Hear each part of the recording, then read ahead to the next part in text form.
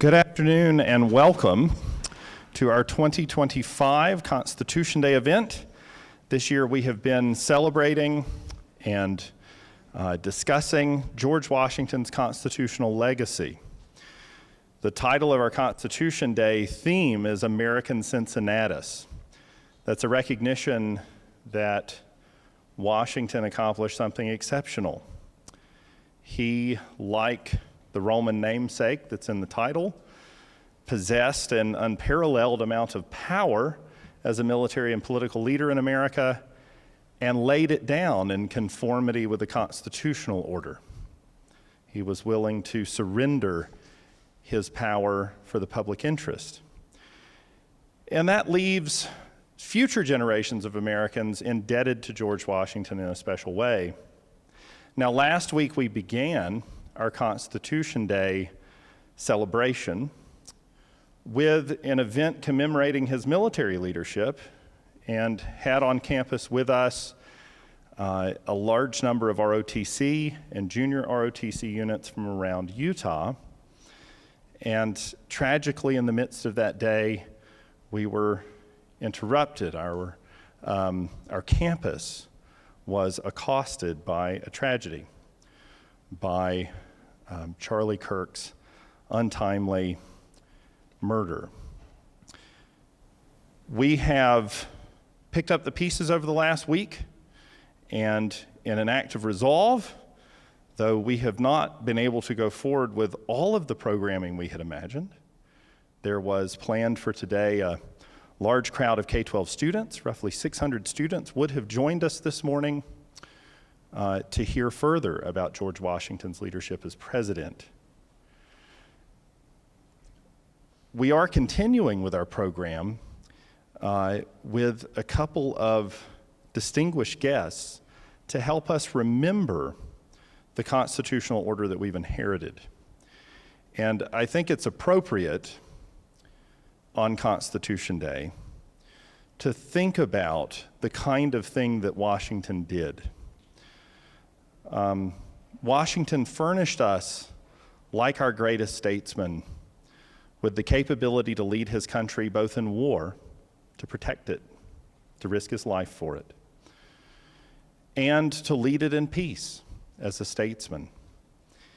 And it is a reminder to us that political leadership, sometimes surprisingly and in contexts we don't expect, requires courage. Fundamentally, we talk about and have been talking about, as a country and as a campus, the need to restore a tradition of civic discourse, the ability to speak to one another across our differences. Sometimes we're tempted to talk of that as though it consists of a skill set, as though we can just teach people some skills, how to speak, what to say, what to do, sort of mechanically. But that risks forgetting that civic life and civic discourse, especially when we confront people we disagree with and when we wrestle with our fellow citizens over what our country ought to do and of what our laws ought to consist, involves the exercise of virtues. Foremost among those is courage. It takes courage. It's always taken courage. Even just to confront disagreement takes courage. Human beings fear the disapproval of our fellow man. That speaks well of us in many ways because we care what other human beings think. We want to be in fellowship and community with them. It pains us to think that we're at odds or that we'd be ostracized. And so when we have something to say that our fellow citizens don't want to hear, or we go into a place where our ideas are not welcome, it takes great courage to speak forthrightly about our convictions. And occasionally, things like what happened last week remind us vividly of that fact, that the courage it takes is sometimes not just social, but physical courage. Washington's a tremendous example of that. I want to say, too, that this kind of civic discourse also takes charity. Courage is the courage to confront, but civic charity, a love of one's fellow citizens and of the community, is what tells us what motivates that confrontation. It's not just the courage to confront your fellow citizens, but the question of why. It takes love of your fellow man to say things your fellow citizens don't want to hear. And so, as we engage each other, as we continue with our tradition of civil liberty and civic discourse, I want to remind us here and the folks who are joining us in our live stream that we have to summon up our courage and remind ourselves of what we hold in common with our fellow citizens so that we can exercise the virtues it takes to remain one people. And if anything unites the American people, we have a lot of differences. It's our constitutional inheritance. Americans are attached to our Constitution, and we ought to be. It is a good Constitution. We are charged with preserving it, and we're charged occasionally with improving it. And to do that work well, we're going to have to talk to each other about some difficult things. So, it is my pleasure to reaffirm and initiate our commitment to engaging our fellow citizens in civic discourse about our Constitution by introducing a great friend and colleague, Nicholas Cole. He is a senior research fellow and the academic director at Pembroke College and Oxford University. He is also the director of the Quill Project, which is contributing to the public and courts and scholars' access to Americans' constitutional tradition. It is doing the work of recording, making available and understandable the debates that Americans have had in our constitutional conventions, in our Congresses, at the moments when Americans have had to make great decisions and have gathered together to make them using civic discourse. But Nicholas has done a good work there, and we have been privileged in the Center for Constitutional Studies to partner with him. Many of the students in this room have worked on the Quill Project, and it is a great benefit to us as well as to our fellow Americans and to the scholarship of the American tradition. So I would like to introduce my friend Nicholas Cole, and please welcome him.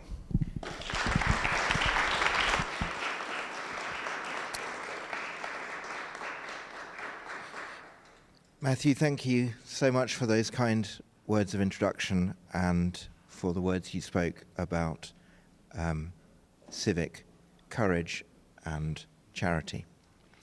I don't think I can just launch straight into a talk without acknowledging the awfulness of what happened last week. I've been coming to this campus for 8 years, and in fact the first computer code I wrote for the Quill Project I wrote 10 years ago. The partnership with this center has been crucial, foundational to that whole project for the last 8 years. The work that the students have done throughout all of that time is, I know, by accident, relied upon around the country and is famous internationally. Somebody asked me a few minutes ago how I found out about what had happened on this campus, and I found out because people from around the world who know how closely I work with you here were sending me text messages asking if UVU was all right. So thank you for all of that. I'm going to talk today about Washington's role in the creation of the Constitution. Those of you who know the records of the Constitutional Convention well might think that I have set myself a very difficult task because aside from two moments that I will talk about, Washington is almost entirely absent from the record. He's silent. And sometimes Washington's role in the creation of the Constitution generally, and specifically the presidency, appears to be almost a passive one. An office was created for him, and he graciously agreed to fill it. I think that's only part of what we should understand. So what I hope to do over the next 30 to 40 minutes is lead you through some of the broader context of that episode and Washington's part in it. If you take nothing else away, hang on to the idea that both those who supported the idea of a new constitution for America and those who opposed it thought that Washington's support for the document, Washington's involvement in its drafting, was critical to its passage, and that if Washington had refused to take part in the Constitutional Convention, it would have been much more difficult for the Constitution to have gone into effect. And you might like to remember too that, for example, the margin by which the Constitution was agreed to in the New York Ratifying Convention was 4 votes. So the Constitution was on a knife edge. Washington's involvement in the project was critical. I've just got on the screen there a section of Article 2, which is the role of the presidency, and I didn't pick the beginning. I picked a little bit lower down where the president is set out to be the commander-in-chief of the armed forces of the United States and also the militias, and the oath of office. One of the themes in this talk is going to be that sense of duty to ensure that the laws are faithfully executed. That was part of the office from the beginning. But why Cincinnatus? Well, the most frequent image, I am sure, I haven't counted, but the most frequently copied image of Washington is this one that you see on the left here. This subtly classical depiction of Washington. He's in modern dress, but in a modern military uniform. And next to him is a large bundle of rods and an axe, although the axe is being covered. He's accompanied, in other words, by fasces, the Roman symbol of both civil and military authority. And when it was military authority, there was an axe in the bundle, and when it was merely civil authority, the axe was removed. And so the statue is commemorating the moment at which Washington gave up military authority and retired back to private life. This was a very remarkable moment, because had Washington been a different sort of person, he might have chosen a different path. His officer corps were ready to mutiny. His officer corps had indeed met to begin conspiring to mutiny. The civilian government of the United States had not prosecuted, in their view, the war properly. There were many debts domestically unpaid. The country seemed as if it might be on the edge of chaos. And Washington faced down that mutiny and also very, very publicly surrendered command.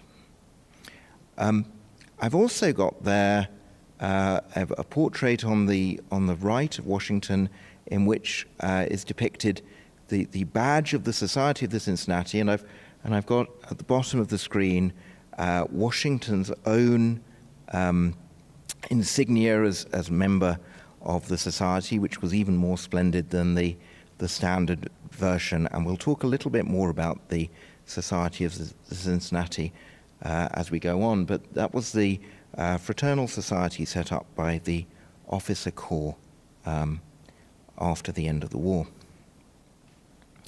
Washington's perhaps a slightly unlikely revolutionary, large landowner in Virginia. You might have thought the kind of person who, had the revolution gone a different way, might have had an awful lot to lose. And he had also been a great patriot for the empire. He had fought and risked his life as colonel of the Virginia militia.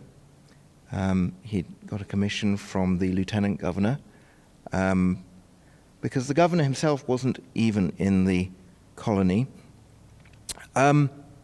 He'd hoped for a commission in the British Army, but had been frustrated by imperial politics and the disdain that the British felt for people who lived in the colonies. And that disrespect that Washington felt in that moment was, I think, something that first awakened his American patriot spirit. Nowadays, you're very sensible in America, and there is always an equivalent rank between your federal military and your state military, so everybody knows where they fit. But the British were not quite so sensible during the 7 Years' War, and so Washington could be the most senior officer of the Virginia militia, but because his commission was only from the lieutenant governor, he was outranked by the most junior officer with a commission from the king.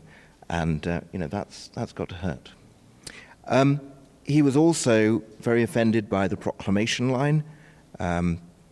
This was an effort by the British after the war to frustrate further expansion westward. Washington had a great interest in land speculation and the opportunities of moving further westward, and he thought that this was an arbitrary act by the British government. And so in 1774, he signs the Fairfax Resolves.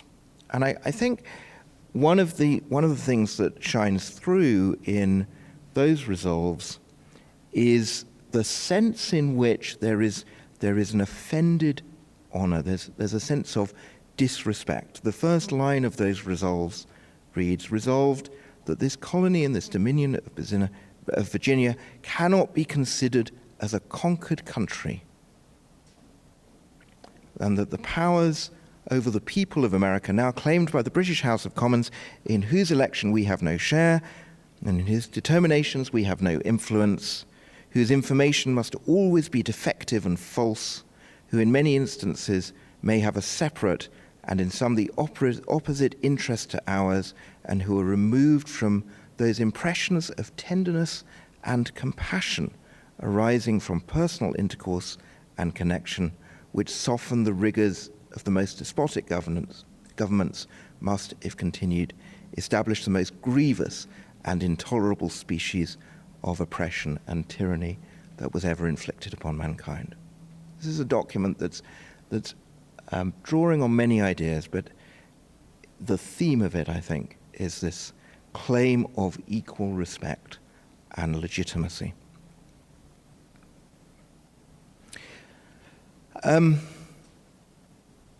There was an episode during the war that I think is very important. This is Washington's account of it. A British officer came under a flag of truce to talk to Washington, bearing a letter from the British Commander-in-Chief. And it was addressed to George Washington, Esquire. And Washington told his men to refuse to accept the letter because it was not addressed to His Excellency General Washington. It showed a disrespect.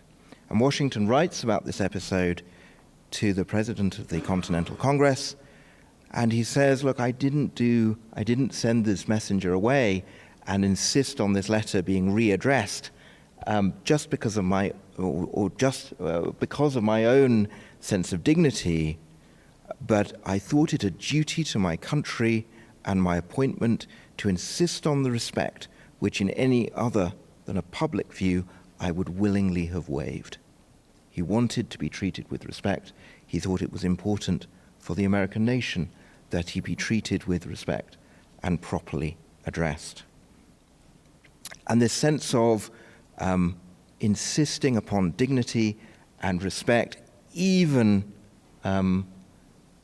carries through to the moment when Washington accepted the surrender of British forces. This is a famous depiction of the scene. The British commander may or may not have been actually ill, but was not there to surrender his sword, leaving it to his deputy. And so Washington is not the person in the middle of the picture accepting the surrender. He sent his deputy, because if the British were going to send their deputy to surrender, he was going to send his deputy to accept it. He was, to the last in that conflict, insistent that America be treated with respect and alert to the slights of a distant imperial power. I hope we've got over it. In laying down his command, he wrote a public letter to the States, the circular letter. We could spend a whole hour, we could spend many hours just talking about the circular letter.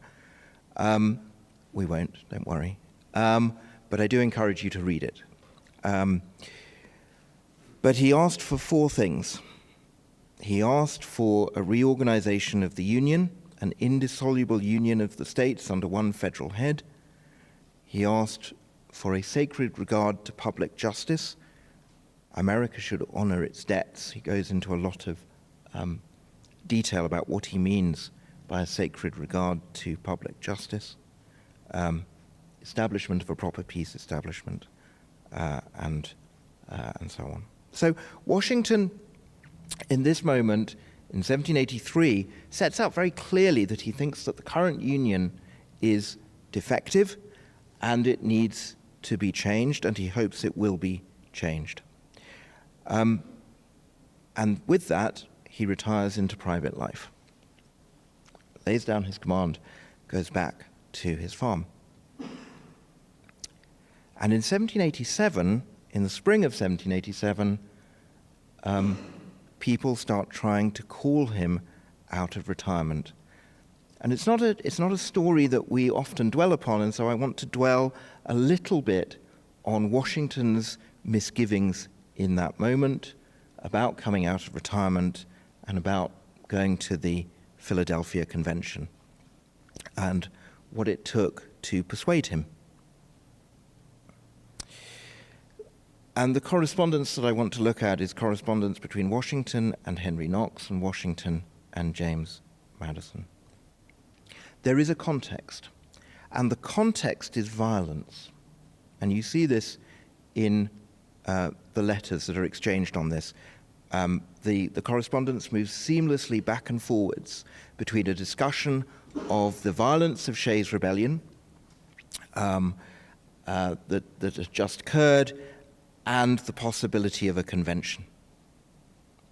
So he moves from a paragraph talking about the need to punish the people that had instigated the rebellion. And he says, I think that there should be some exemplary punishment, with the happy thought that the Congress, the Continental Congress, had decided that it would put its weight behind the idea of a convention. I'm glad to hear, he says, that the Congress are about to remove some of the stumbling blocks which lay in the way of a proposed convention, a convention I would wish to see tried. But he doesn't expect it to be successful. He says, after which, if the present government is not efficient, the conviction of a propriety of change will disseminate through every rank and class of people and may be brought about in peace, till which, however, it may be necessary, however necessary it may appear in the eyes of more discerning people, my opinion is that it cannot be effected without great contention and much confusion. It is among the evils, and perhaps not the smallest, of democratical governments that the people must feel before they can see. Reason is not enough. Sometimes things have to go very, very badly wrong before people will put them right. And Washington doesn't think in this moment that one constitutional convention is going to be enough. Washington thinks that it might not be sufficient. So he's quite reluctant. And he's got another issue on his mind as well. This is March, so the clock is ticking. I mean, this is barely 2 months before the convention meets. His other problem is that the Society of the Cincinnati are going to meet in Philadelphia at the same time, and there is a lot of suspicion of the Society of the Cincinnati because they not only were a fraternal club for the officers of the army that had disbanded, with chapters in every state, but they had written into their founding document that they would be a hereditary society. In other words, that the male heirs of the members of the Cincinnati, the officer corps of Washington's army, would be members of the society. And Washington realized that the public did not really trust that this was a properly Republican institution. And he said, look, I don't think they meant any harm by it, but it makes it very difficult for me. He wasn't sure he wanted to go and really lend his name publicly to that meeting. And he writes to Madison in similar terms. I'm glad to find that Congress have recommended to the states to appear in a convention. I think there are probably more reasons in favor than against. There's this hesitancy, reluctance to fully embrace it. He's worried that it might go wrong. But he hopes that the defects of the Constitution can be remedied. And he says, I'm also glad that Congress hasn't laid out too clearly a plan of action. That might have sounded the alarm. In other words, if Congress had said very clearly exactly what the new Constitution should be like, the public might have not been in favor of it. And you have to remember not only the background of violence, the background of distrust of government. Washington is very nervous that the convention might not be a success, but also in this letter, very nervous that even holding a constitutional convention might excite further, possibly rebellion and violence. And I think today the American public are very nervous about what might happen in a constitutional convention in the same way. But I think whatever reluctance that current Americans feel, Washington feels even more.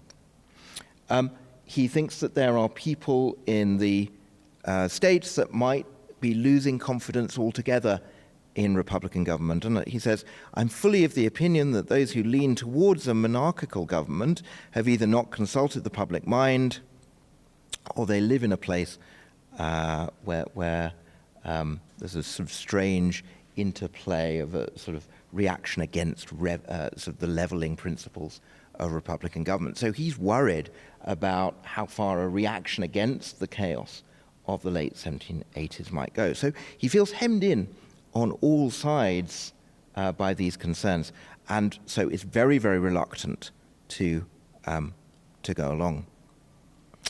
One of the things he's worried about, though, that suggests to him that he should be going to the convention is that the Treaty of Paris, the treaty that secured America's independence from Britain, at least in the eyes of the British, was being disregarded by state governments.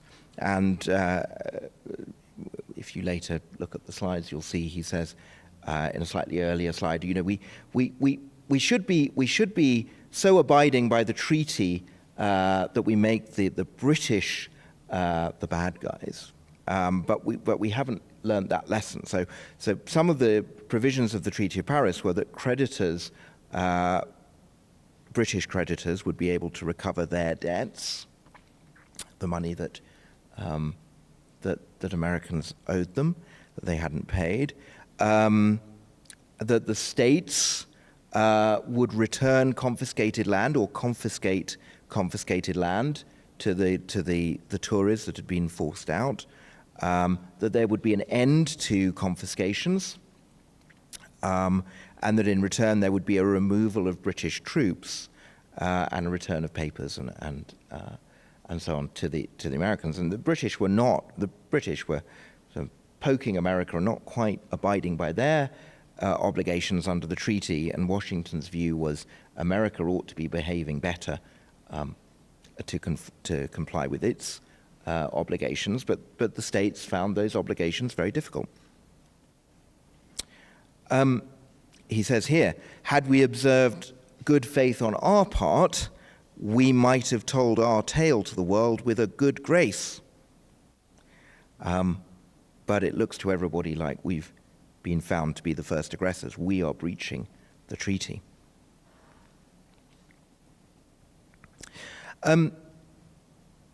He goes on to say to Madison, look, I'm also clear that even admitting the utility of a constitutional convention, there are many reasons why it might not be a good idea. Knox wrote back to Washington and said, look, we need you there. With respect to the convention in May next, it appears to me that the attendance of General Washington would be of very great importance. The probability of his acceptance would greatly facilitate the appointment of characters of the first magnitude from all the states, and his presence would inspire confidence and ensure success. In other words, the people trying to organize the Constitutional Convention are very, very clear that if Washington refuses to go, that the whole project might fail.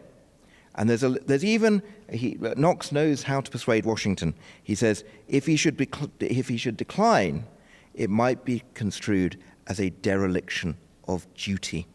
Your name, sir, stands in high estimation of all good men, and your participation would be seen as a pledge for the public good. And if you don't go,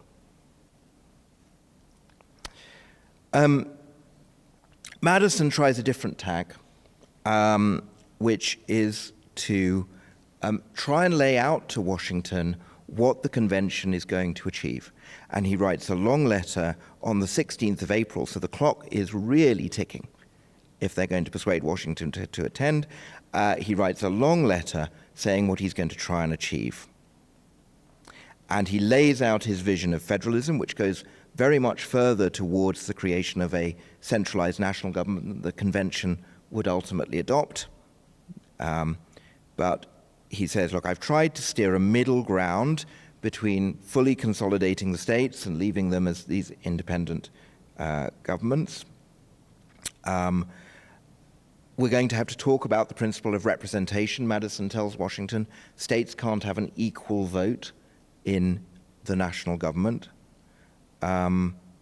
He wants the federal government to be armed with positive and competent authority in all cases that require uniformity. So the convention will talk about that. And Madison wants the federal government to have a negative on state laws. This is an idea that he repeats at the convention and that doesn't get support, but it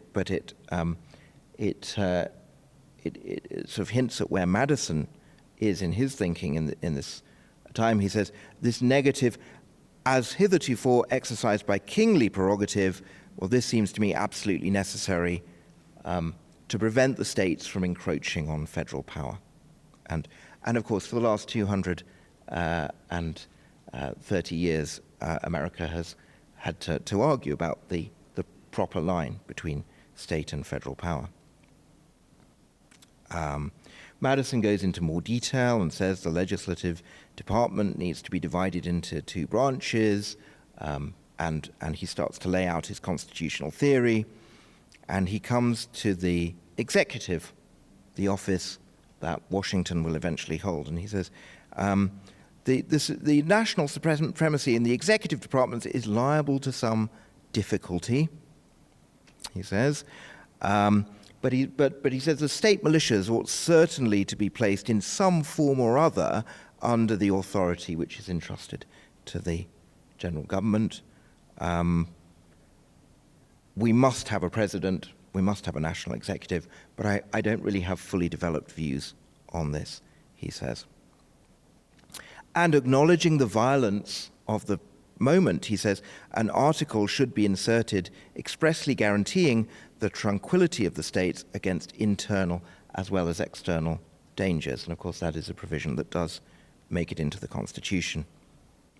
I've tried to give you a flavor of the detail in which Madison is laying out his hopes for the convention as a way of persuading Washington to attend.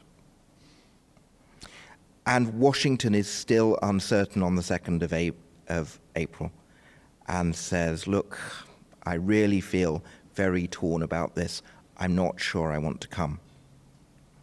And he's explicit about this problem of the Cincinnati. If I should attend the convention, I'll be at Philadelphia previously to attend the meeting of the Cincinnati. And he said, I'm going to ask them to get rid of the hereditary principle. He asks Knox, do you think they'll go along with it?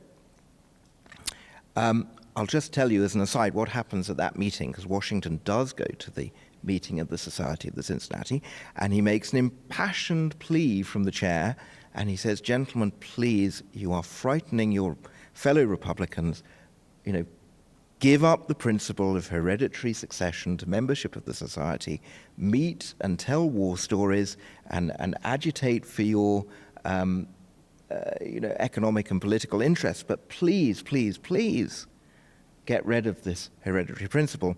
And they shuffle their feet and say, well, tell you what, Your Excellency, General Washington, we'll put it out to a vote of the state chapters. So they put it out to a vote of the state chapters, and the state chapters don't agree. And so there is a building. Some of us were there a few days ago for a conference. There is a building a few blocks from the White House for the Society of the Cincinnati, which still exists. So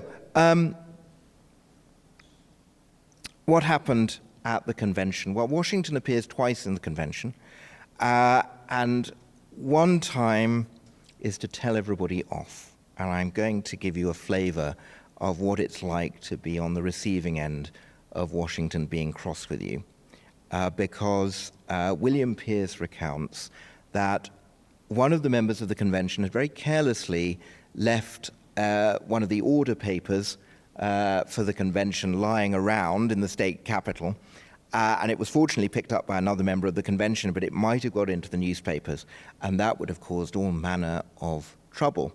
So at the end of the 1st of June, 1787, after the motion to adjourn has been accepted, Washington says the following, gentlemen, I'm sorry to find that one member of this body has been so neglectful of the secrets of this convention as to drop in the State House a copy of their proceedings, which by accident was picked up and delivered to me this morning. I must entreat the gentleman to be more careful, lest our transactions get into the newspapers and disturb the public repose by premature speculations. I know not whose paper this is, but there it is. And he threw it down on the desk. Let him who owns it take it. And at this point he bowed, picked up his hat, and quitted the room with a dignity so severe that every person was alarmed. He was unanimously elected to the chair of the convention. But if you think of that election in the context of all that had gone before, Washington is scarcely an entirely neutral figure. Washington has been persuaded very reluctantly to go to the convention to make it a success, and has been promised that a proper national government will result. And everybody knew that. Everybody knew what he had written in 1783. Everybody knew that Washington believed that a fundamental change was needed if America was to flourish. And so by electing him to the chair, the delegates are not merely electing one of the most famous, if not the most famous person in America. I think the only other person that could vie for that title who was also there was Franklin. But they are also saying, look, there is a project here that we intend to see through. Washington makes only one other speech in the record, and that is one of the very last amendments to the Constitution on the very final day. This is the only bit of the Quill Project I will feed you in these remarks, I promise, but it just shows you the change. There was a late change to increase the representative nature of the House of Representatives to have more representatives, in other words. And Washington, very unusually, rose from the chair and instead of simply asking for a vote, said that he thought that this was really important. He said his role had not let him comment on any other issue, but this one he wished to comment on, and he thought that it should be adopted. And the records confirm that this was the only intervention of that nature that he ever made. And one of the reasons he says it's really important is that the Constitution needs to be as democratic as possible. Well, what about the creation of the presidency? Washington's sitting in the chair of the convention listening to the debates about what the powers of the president should be. This is the list. It's not a complete list, but it captures the large part. This is a list of the powers that William Blackstone, in his commentaries, which were very fashionable at the time, said that the king possessed. So the king was the supreme executive magistrate. He had the power of calling, proroguing, and dissolving parliament, assenting to laws, conducting war and peace, sending and receiving ambassadors, making treaties and alliances, safe conducts and passport issuing, command of the armed forces. All of the courts acted in his name.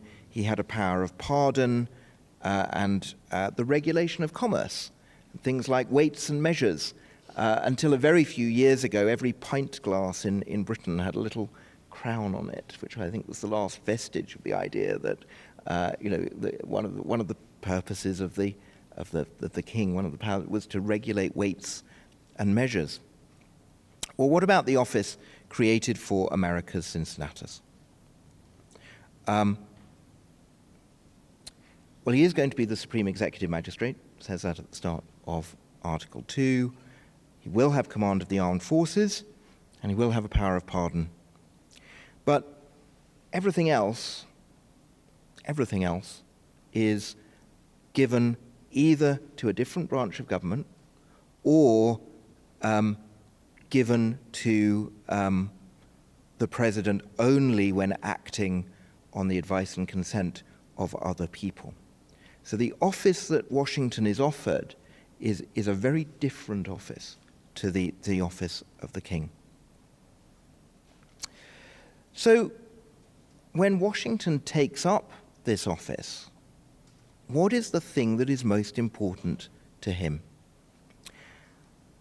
Well, one of the very first letters he writes is to his vice president, John Adams. This is a very rarely read letter, but one of my favorites. And it's about dignity. And it's in the third person. Washington's experimenting with writing to Adams in the third person. So he writes a letter. I remember finding this as a student and thinking, this is going to be very exciting. The first letter from the President of the United States to the new Vice President. The President of the United States wishes to avail himself of your sentiments on the following points. And you think, well, what policy is Washington going to be worried about? He's not worried about policy at all in this moment. He's worried about how much he needs to remove himself from society. How many times a week do I need to entertain people in my official capacity? Can I still attend tea parties? Can I still have a private life? Can I still have friends? He's concerned that he should properly establish the dignity of the office. Does he need to be completely secluded from society, as monarchs were? Or can he find another course? Adams writes back and says, look, we're a republic. Don't worry quite so much about it. Of course, you can go to tea parties. But you're going to have to do a lot of public entertaining. And I'm not sure you're going to get away with 2 days a week for public entertaining, he says. I'm just going to dwell on one other episode, and that is the episode when George Washington actually went out as president and as commander-in-chief. The only time it's ever happened. which was the occasion of another rebellion, the Whiskey Rebellion. And because of the events of a few days ago, I think this letter deserves to be thought about in some detail. So indulge me this. Washington knew that members of his own government had been involved in stirring up discord, in stirring up distrust of the government. They had formed themselves into private societies that held meetings where resolutions were debated about how awful the government was, and Washington felt that this mischief would lead the country to ruin. And he writes to acquaintance of his, the insurrection of the western counties of the state is a striking example of the mischief that I expected, and may be considered the first ripe fruit of the democratic societies, as these bodies called themselves. And then he writes the longest sentence in any of his correspondence. I cannot find a longer sentence, and I think it just shows you how angry he is. So bear with me, it's going to take 3 slides. I did not, I confess, expect that it would come to maturity so soon, though I never had a doubt that such conduct would produce some such issue if it did not meet the frowns of those who were disposed to order and government, the obligation to disapprove of this kind of behavior. Sentence continues, for can anything be more absurd, more arrogant, or more pernicious to the peace of society than for self-created bodies, forming themselves into permanent censors, and under shade of night in a conclave, resolving that acts of Congress which have undergone the most deliberate and solemn discussion by the representatives of the people, chosen for the express purpose, and bringing with them from the different parts of the Union the sense of their constituents, endeavoring as far as the nature of the thing will admit to form their will into laws for the government of the whole, semicolon. I wonder what he would have made of social media. I say under these circumstances for a self-created permanent body, for no one denies the right of the people to meet occasionally to petition for or remonstrate against any act of the legislature, to declare that this act is unconstitutional, that that act is pregnant of mischief, and that all who vote contrary to their dogmas are actuated by selfish motives or under foreign influence, nay, are pronounced traitors to their country, is such a strength of presumption that can't be reconciled with laudable motives, especially when we see the same set of men endeavoring to destroy all confidence in the administration by arraigning all its acts without knowing on what ground or on what information it proceeds. And I think we all know, don't we, in this current moment of outlets who just decide every morning they are going to run down whatever has happened the day before. And Washington is angry about this, and as I say, I think that anger seeps through into the grammar of this extraordinarily long sentence. He says, these things were evidently intended and could not fail without counteraction to disquiet the public mind, but he does have faith in the American system. He says, I hope they will work to their own cure, people will see what's going on, and they will reject them.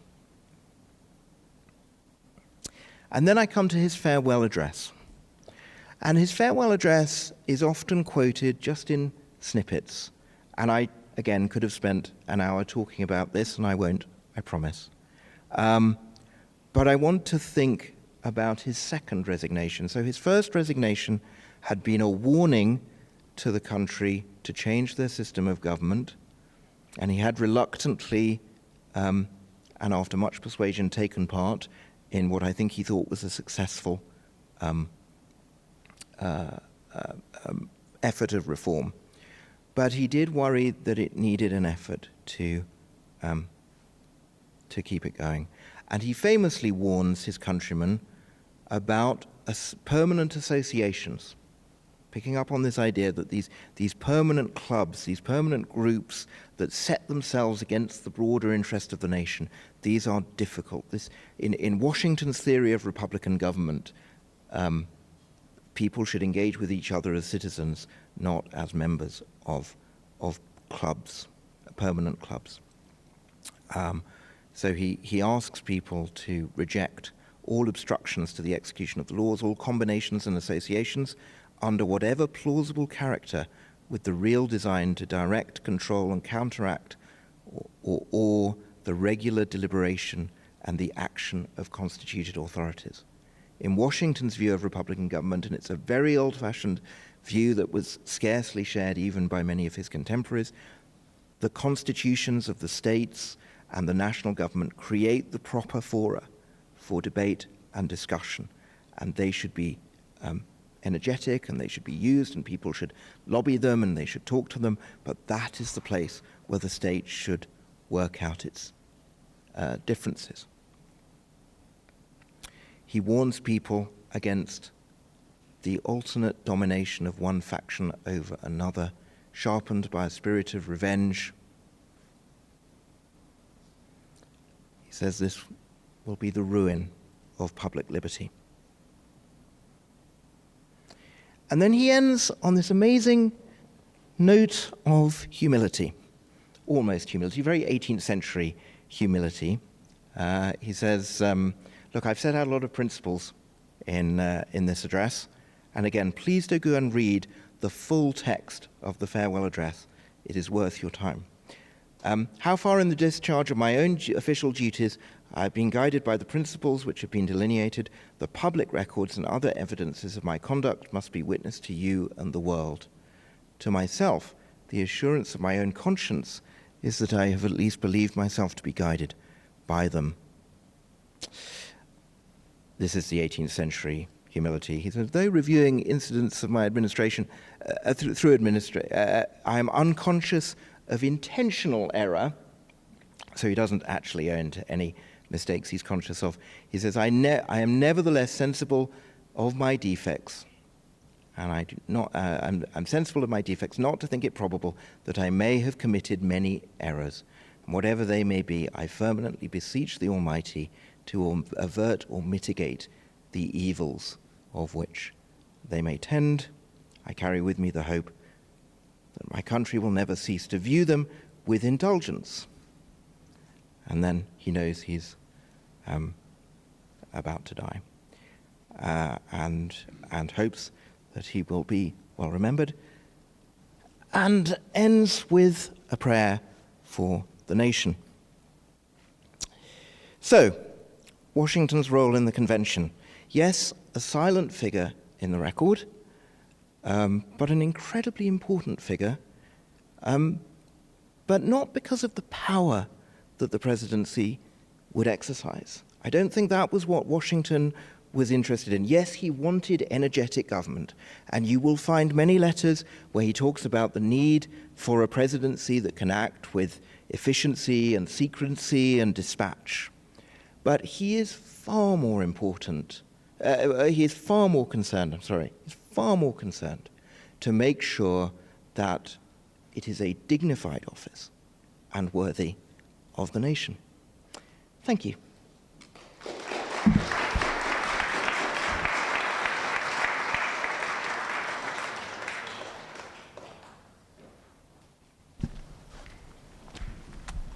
Well, thank you for that, Nicholas. We're going to finish out this session with a conversation. And at the outset of that, I actually wanted to recognize that we've got a few folks joining us this afternoon who have contributed in an especially meaningful way by their support of the center and the work of our students to the study of our Constitution, to the preservation of our constitutional order, and making sure that it is passed on to the next generation. One of those is Brian Wood. Brian and Angela Wood have established the Eric Zachary Wood Scholarship in the center, and the student assistants who work on the Quill Project are supported by that work. It's been very important to their formation and having a generational impact on those students. Also, Loria Sterling is with us, who has supported the Quill Project and the work there, and also established, to our joy, the David and Loria Sterling Family Foundation Chair in Constitutional Studies, which is occupied by Verlin Lewis, who does us tremendous credit.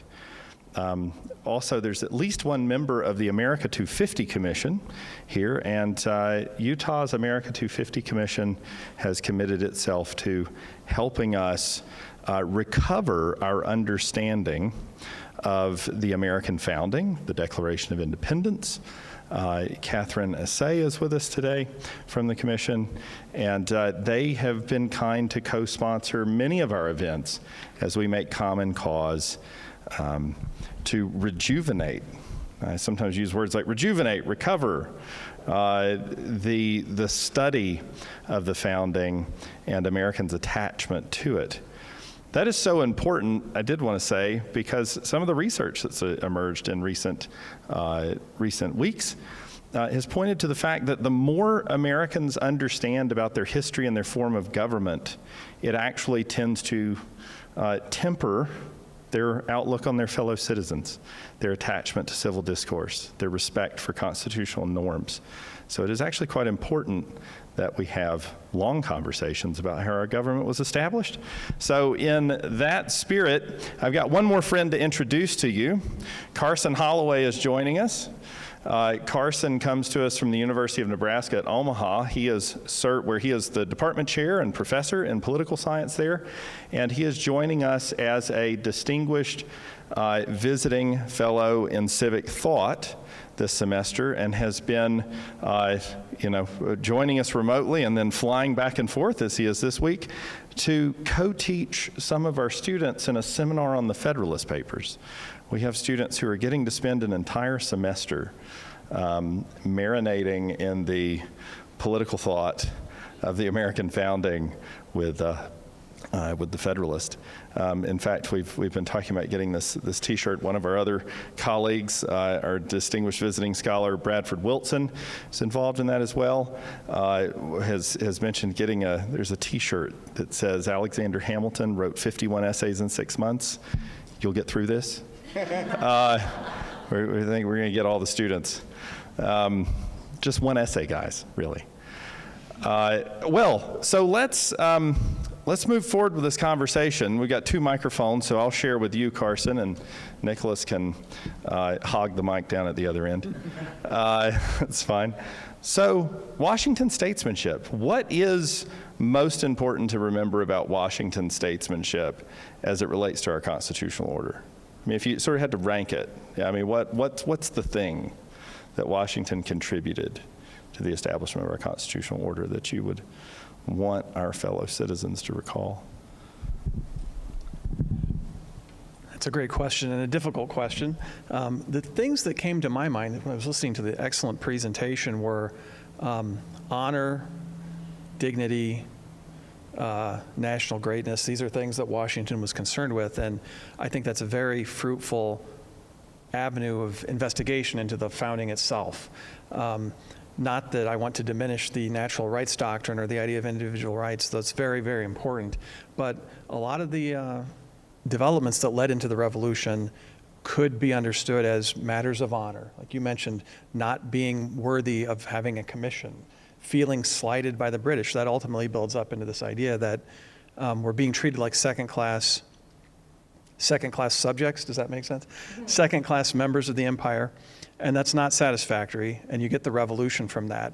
And then again, when it comes to the ratification of the Constitution, there's a lot of concern on Washington's part, and other people's too, with the dignity of the nation, its ability to fulfill its obligations, its ability to take care of itself and protect itself. So this idea of honor is very important, I think, and I was glad you emphasized that. But the other thing that I wrote down in my notes as I was thinking about it was prudence. If we're thinking about the virtues that he brings to bear upon the establishment of the constitutional order, prudence is surely one of them. I mean, Washington was famous among those who knew him well for the care and caution with which he approached any decision he had to make. And he thought about this very carefully in his contributions to the establishment of the Constitution. We can say that on top of the role that he played at the convention, because the mere words of the document don't establish all the norms and all the practices and all the kinds of institutions that would have to exist to put the machine into motion. And he was very self-conscious about the fact that I will establish precedents that will be observed for a long time. And that's why he sought Adam's advice about the dignity of the presidency, which also has to do with honor, the dignity of the office, getting advice not only from him but from others about just how should I conduct myself, you could say in the public relations aspects, dealing with the ordinary citizens and things like that, but also with regard to how do you exercise executive power? Will there be such a thing as executive privilege, although I don't use that term at that time, right? And again, apart from the specific answers to which he was conducted by his own reasoning, informed by the people to whom he listened, what's impressive is just the spirit of deliberation with which he undertook all those tasks. Getting advice from a lot of people, getting advice from people whose opinions he knew would differ so that he could listen to all sides of a question. So I think those virtues are very important and a big part of his constitutional legacy. You know, the other people like Hamilton and Madison and others are more important for their theoretical contributions. They're highly trained lawyers. Washington didn't even go to college, although he's a very intelligent man, you can tell from the passages that you read. But yeah, his mind is not as theoretical as theirs, so you don't think about things like the debate between Jefferson and Hamilton over how to understand the necessary and proper clause, although Washington does come down on the Hamiltonian side of that. He's not the man to write 40,000 words on it the way Hamilton did, but he wanted those 40,000 words so that he could read them before he made a decision. So those are the things I would think about. I'm interested in this idea that Washington cultivates deliberation among the people around him, because we think of people in that kind of position of command. I mean, he exercises a power and an influence that is obviously not unparalleled, but certainly among Republican leaders within a constitutional regime is very rare. How does he go about cultivating deliberate? I mean, exercising this kind of leadership and cultivating deliberation in people. Can you give me any examples of that? How does he do this? Nicholas, you want to? Well, I think you see it as a thread that runs through his life. You know, I read a little bit of the correspondence. I'll start again. I think you see it as a thread that runs through his life. I read a little bit of the correspondence. You know, this decision: should he attend the convention? Should he not? He's writing to people on the subject. He's talking to the governor. He's talking to other people. He's aware of his own role. Would it be prudent for him? Is it in the national interest to attend or not to attend? He's taking advice on this. He wants reassurance. Beyond saying that he would like a national government that can properly fulfill its role, he's not writing theoretical treaties, but he's taking advice on how it should be done. He likes the idea of a convention. And then if I just think about his role as chair, people can chair things in different ways. They could chair things in different ways in the 18th century. He chooses as chair of the convention to say little formally. I'm sure he was saying a lot in the evenings, and we know from his bar bill throwing terrific parties as well. But he was saying very little formally in the debates. He was letting the debates happen. And he carries that through into his presidency. He is prepared to make decisions when decisions need to be taken.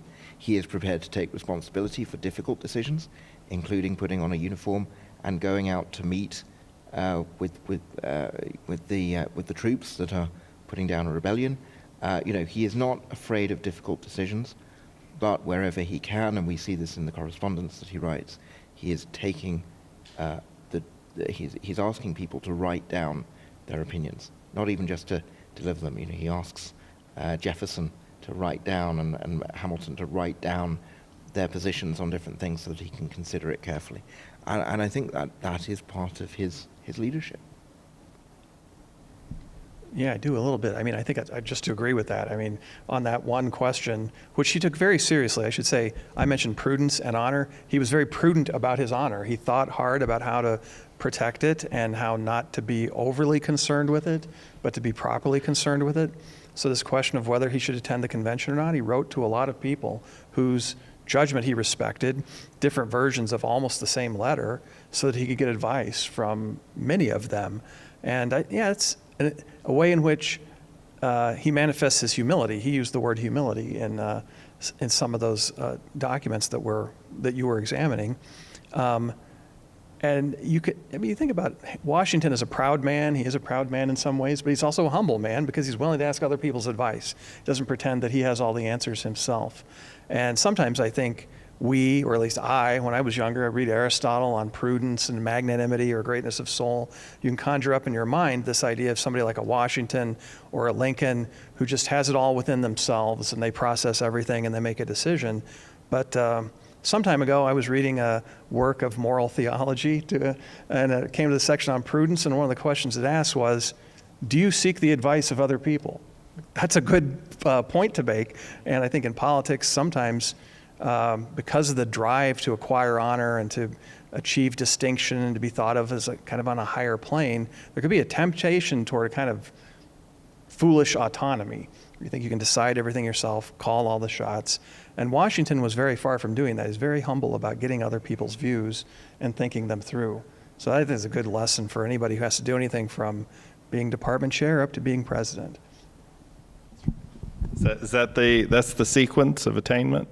Department chair to president? Okay. Where do directors fall? That's what I want to know. I'd actually like to open up for some questions from the audience. If you guys have questions about Washington, about this period of the founding, even other questions that bear on the Constitution that we can perhaps hazard an attempt to answer.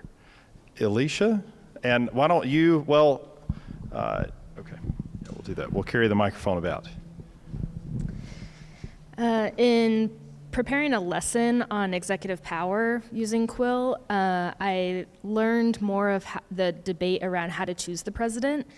And I was really surprised, I can't remember who said it, if it was Sherman or another person, of arguing that Congress should choose the president because the president should be carrying out the laws of Congress. So it's really kind of more of a creature of Congress. But then there's the separation of powers. So they ultimately decide not to have Congress choose. They create the Electoral College.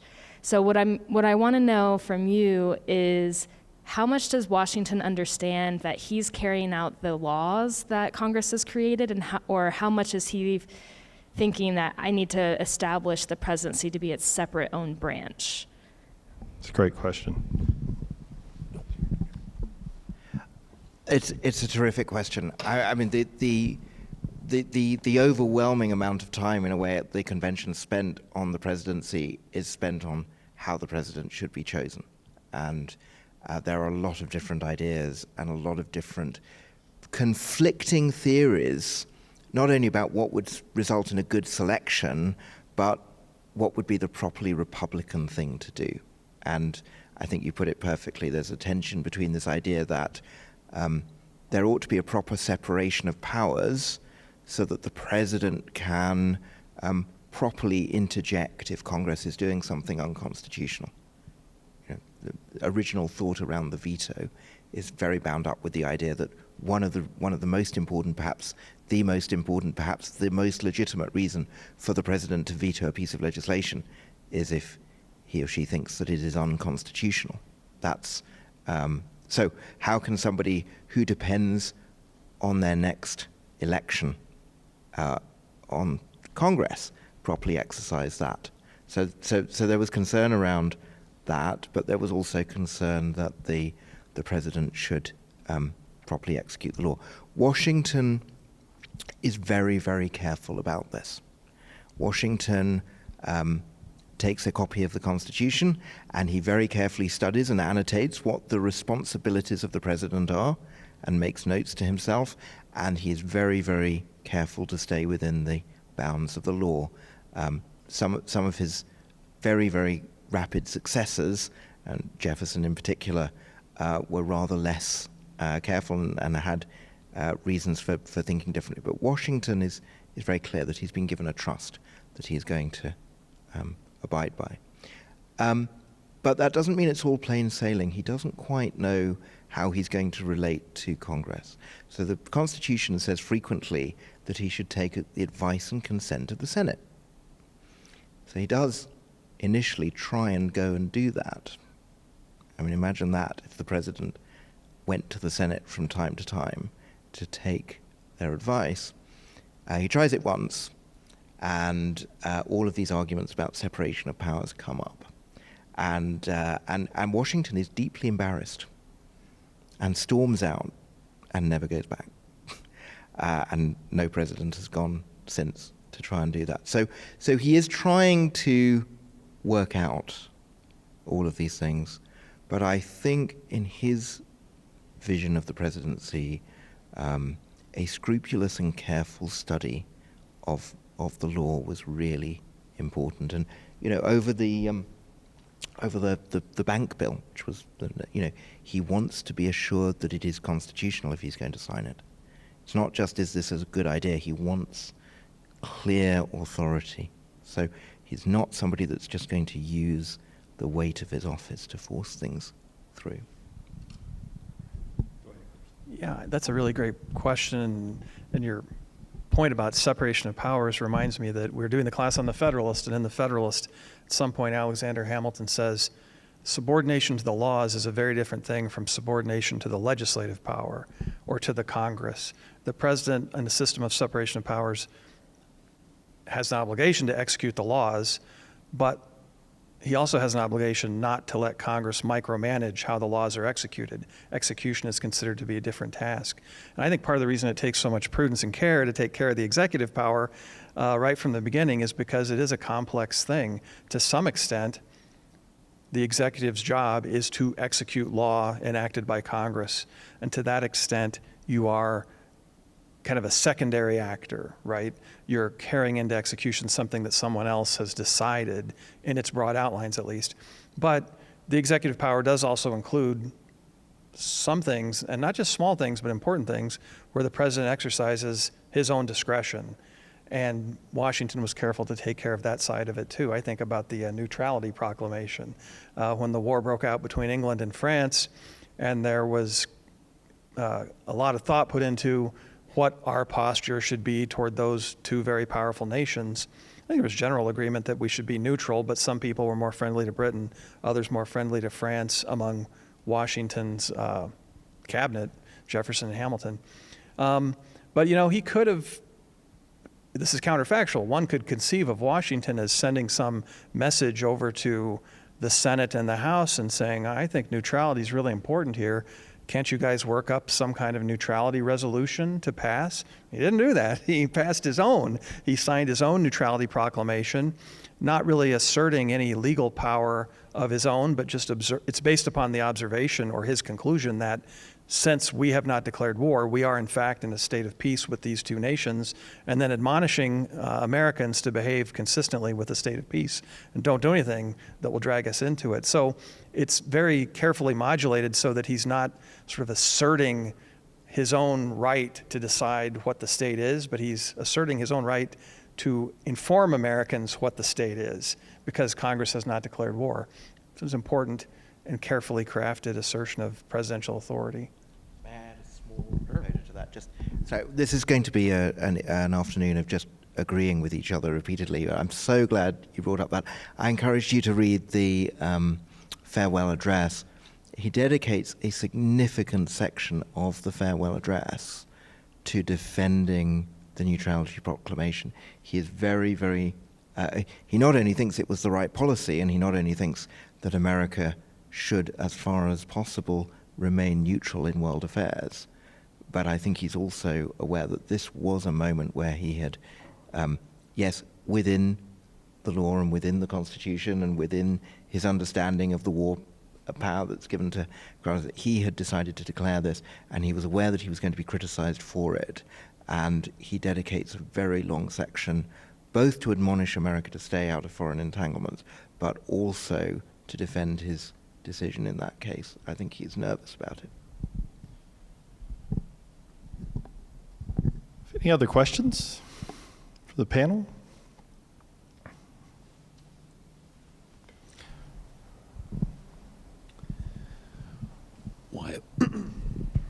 Why is it that we don't see more Washingtons or Washington types in American history?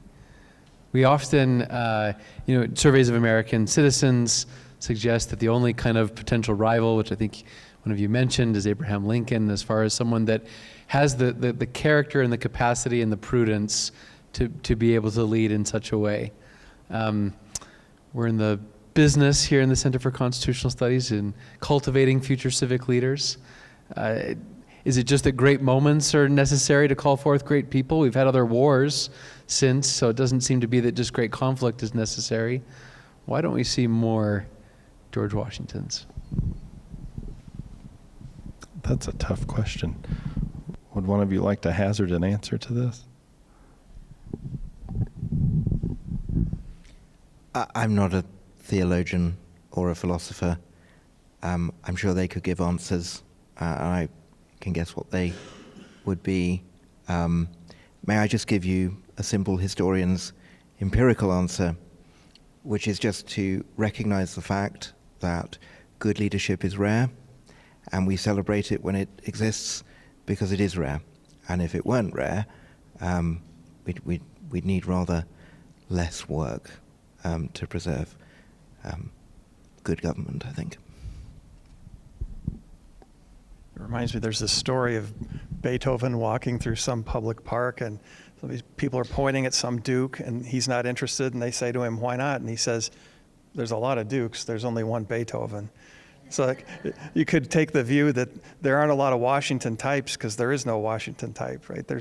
He is sort of in a class by himself. I mean, I think that we've had a lot of, if you're talking about the level of presidential leadership, we had a lot of presidents.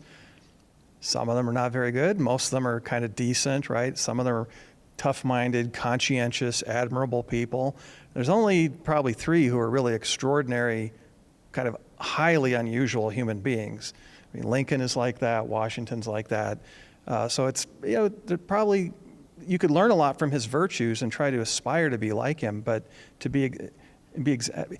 I'm at a loss for words almost, but I guess one thing I'm veering into is, you read the founding documents and they talk about the need to be aware that you won't always have somebody really great as president, and they say things like a prodigy of virtue such as comes only once in a century, and they're talking about George Washington. I mean, the people who know me personally are not saying things like that about me.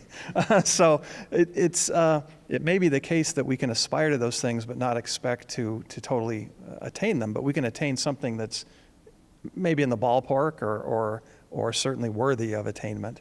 Who's the third? I'm not going to say. Okay. All right. We'll leave it to your imagination, I suppose.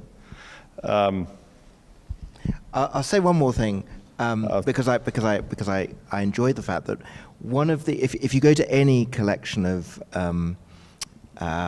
Washington's papers, if you go to any one-volume collection, there's a document preserved from his youth, and I've never gone into how this school exercise came to be preserved, and I so apologies, I can't tell you, but more about it. But it is a list of rules of civilized behavior, and Washington, as a very young man, and I think it is one of the earliest documents we have from his life, if not the earliest, set out a list for himself of rules of civilized behavior.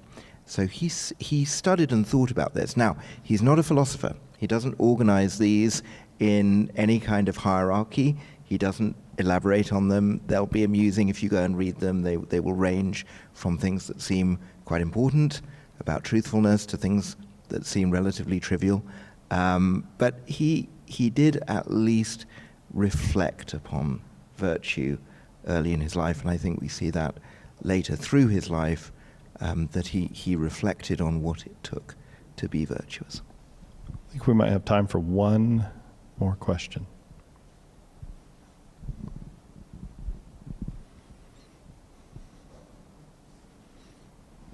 Oh, I got one right here. Sorry, I realized that the documentary record may not support a full answer beyond speculation, but you mentioned, Dr. Cole, Washington speaks up other than to chastise being lax with records. He speaks up one time, and it's to endorse a change in the ratio of citizens or population to representatives. As the questions discussed in the convention go, that seems quite trivial. So why do you think that was the one that he felt compelled to speak up about?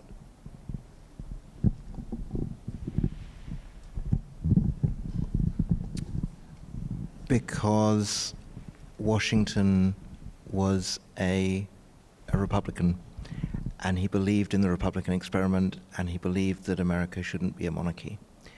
And he thinks that he is perhaps more aware than anybody else at the convention that getting it through the process of ratification is going to be difficult.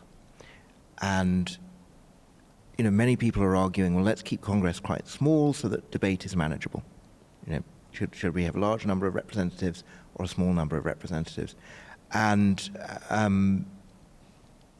he says, I mean, we only have a very brief description of what he says, but what he says is, this will do much to reassure people that Republican principle is really important, that people must be able to feel a connection to their representative.